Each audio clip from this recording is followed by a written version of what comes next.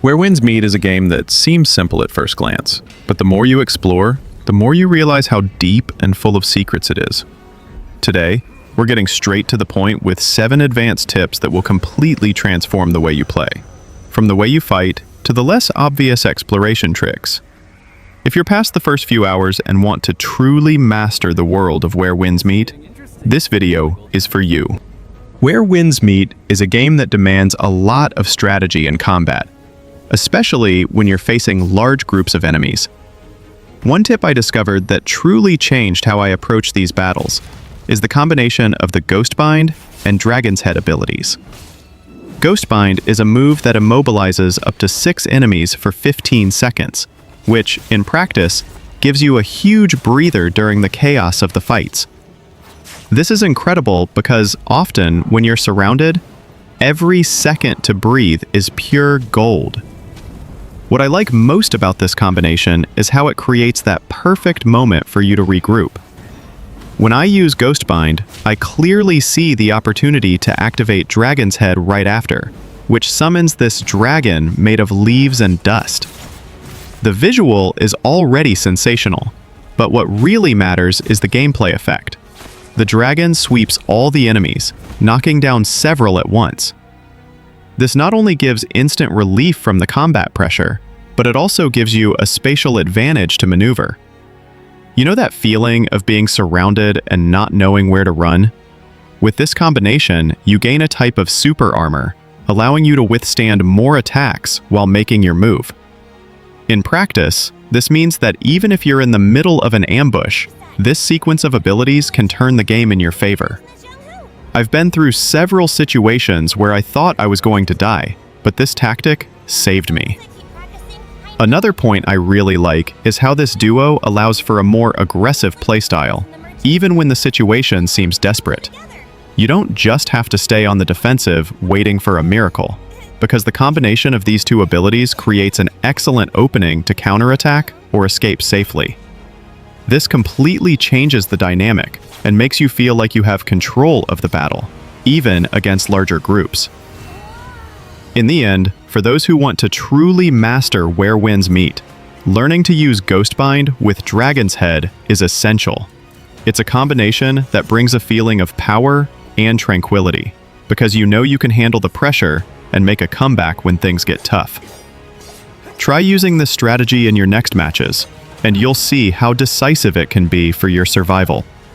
In Where Winds Meet, the depth of battle goes far beyond simple melee combat. And one of the strategies that really caught my attention is mastering the internal arts.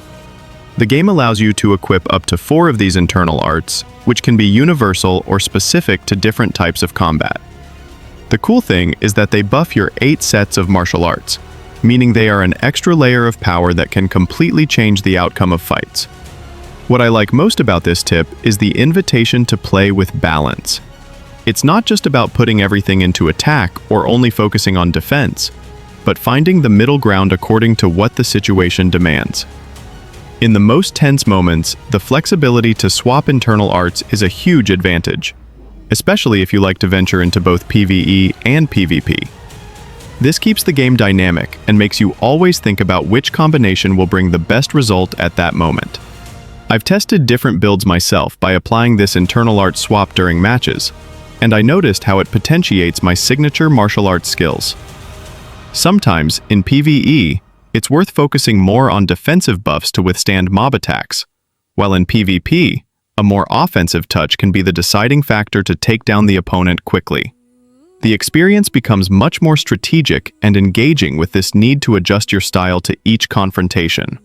Furthermore, the ability to equip 4 internal arts along with 8 sets of martial arts gives enormous depth for creating unique and personalized combos. I feel this gives the game a very technical feel, for those who like to experiment and perfect their timing, as well as feel firsthand the impact of the decisions they make when choosing and swapping buffs during combat. My recommendation is that you venture to master these internal arts with care, taking advantage of this versatility to always be one step ahead, whether facing hordes or challenging other players. This flexibility and the power of adaptation make Where Winds Meet a title that values more than just reflexes. It demands strategic intelligence, and that is one of its greatest strengths. One of the things that surprised me most in Where Winds Meet was learning about the hidden requirements to equip weapons and armor. Often, we keep an eye on the attack or defense of the pieces, but the game goes far beyond that and requires us to have specific high attributes to use the top gear right at the beginning. These categories like physical, erudition, and coordination aren't so obvious on a first playthrough, but they are crucial for unlocking the best equipment. I found it brilliant how each attribute has a very unique connection to the game world. Physical, for example, is directly linked to actions that seem somewhat aggressive, like clearing enemy fortresses, which makes total sense. This encourages you to go after these areas to strengthen this attribute, and consequently, open up access to more powerful weapons and armor.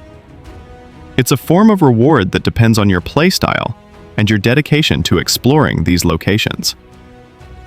Erudition was one that caught my attention the most, because it asks you to do something very different. Hunt golden butterflies. This is a creative touch in the game, which goes beyond combat. The search for these insects is almost a mini challenge that gives the game extra layers of depth, and you see that you're not just focused on battles, but on exploration and observing the environment, something I really value. Another attribute I found super interesting is coordination, which is related to solving puzzles involving cats. Besides being a curious and fun detail, this adds a more cerebral and strategic approach to getting that gear that is well worth it. This connection to something that strays from the ordinary, like interacting with map elements to increase this attribute, is an example of how Where Winds Meet values variety in gameplay.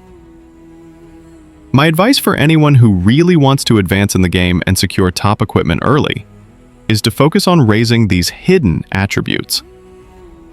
It's not just attacking and killing enemies, but also dedicating yourself to exploring fortresses, hunting butterflies, and solving puzzles.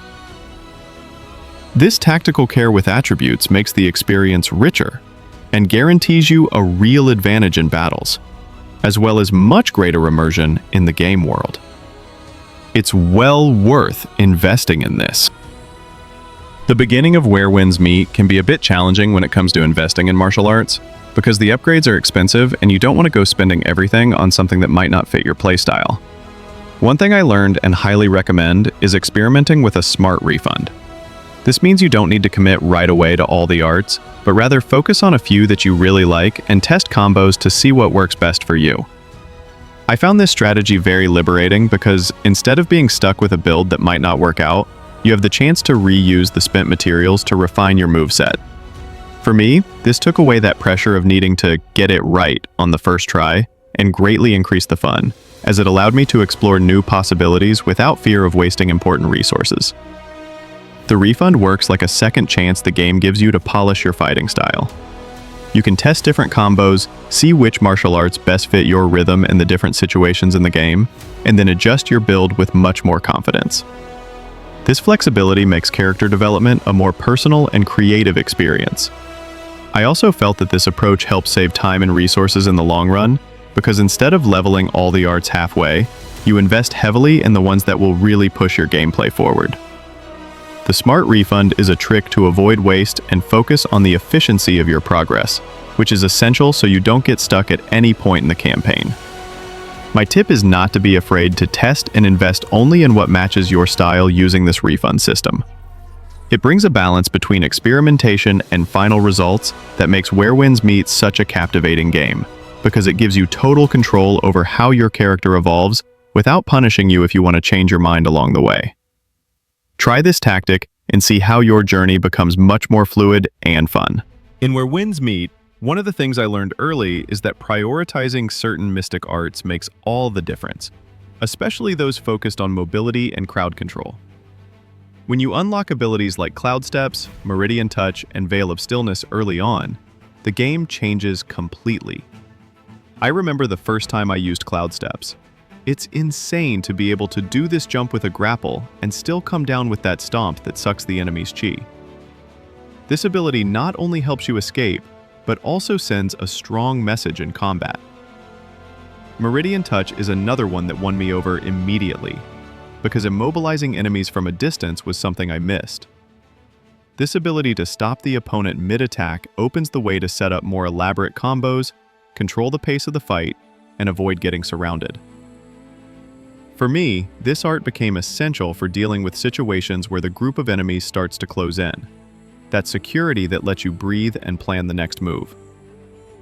Veil of Stillness brought a stealthy touch that I didn't expect to like so much. Being able to camouflage yourself and use stealth to explore and set up the best ambushes completely changed how I approach the game.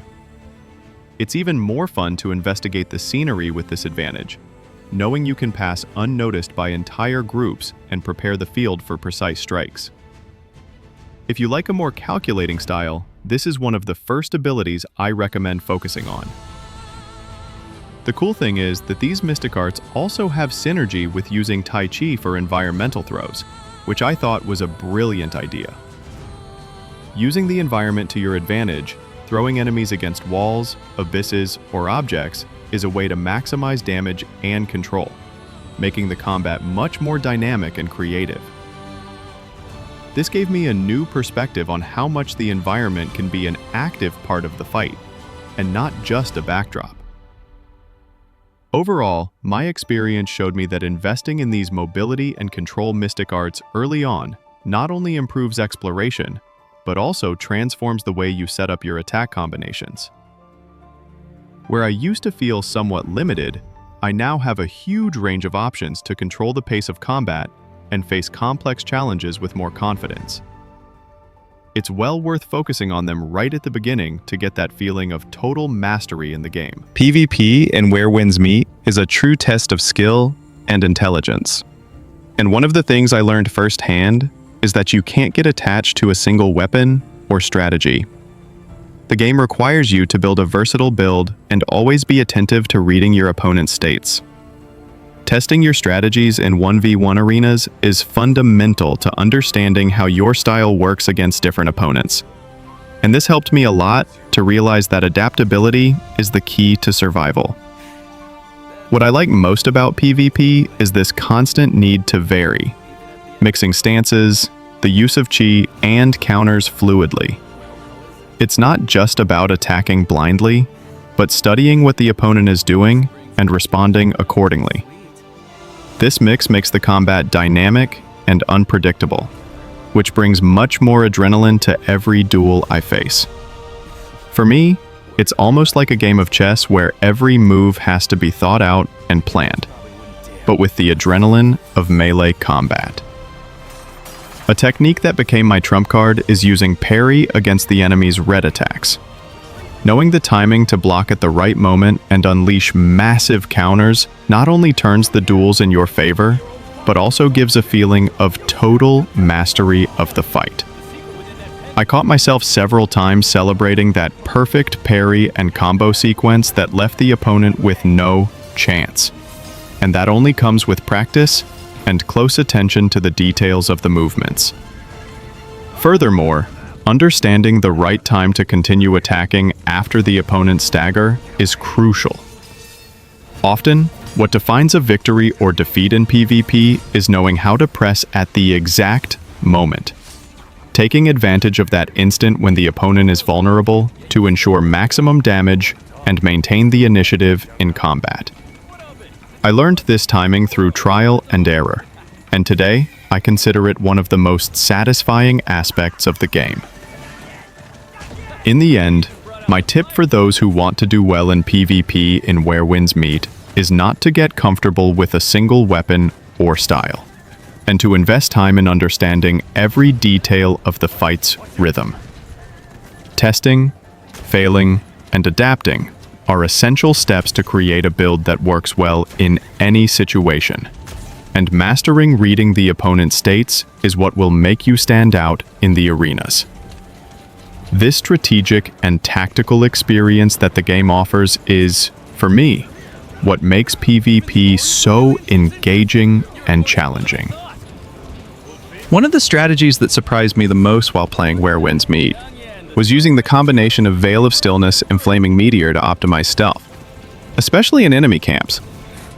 Veil of Stillness allows you to hide and move furtively, which is already a huge advantage for those who like to play calmly without drawing much attention. I found this ability to be a key piece for entering areas full of enemies without being detected. Using Flaming Meteor right at the start of the attack is one of the most satisfying moments I've had in the game. This spear ability with an area of effect deals heavy damage and, more importantly, leaves enemies staggered, meaning stunned and vulnerable. It's like a ceremonial strike to open the way in the fight, and I felt this creates a fluid rhythm between stealth and aggression, which is what makes the battles so dynamic and strategic. After using Flaming Meteor, what I like most is being able to return to stealth, thanks to Veil of Stillness, to reposition and decide whether to keep pressing the enemies or take the opportunity to get out safely. This alternation between heavy attack and silent escape made me feel in total control of the situation, and not a hostage to the limitations of traditional battles. For me, this is the type of gameplay that adds an extra layer of emotion and tactics to the game. This strategy proved particularly effective for silent farming in camps, where drawing attention can mean a quick death. I use this technique a lot during the bounty missions in the Wanted system, where eliminating targets without alerts is crucial. The feeling of completing objectives almost invisibly, yet still powerfully, gives the game a very satisfying feel for those who value stealth and efficiency. Overall, my experience with Veil of Stillness and Flaming Meteor showed me that where winds meet rewards those who think outside the box, and invest in strategies that mix stealth and explosive power very well. If you like a more cerebral and precise approach to facing challenges, experimenting with this combination can transform your way of playing and open many doors to success, whether in stealth or open combat.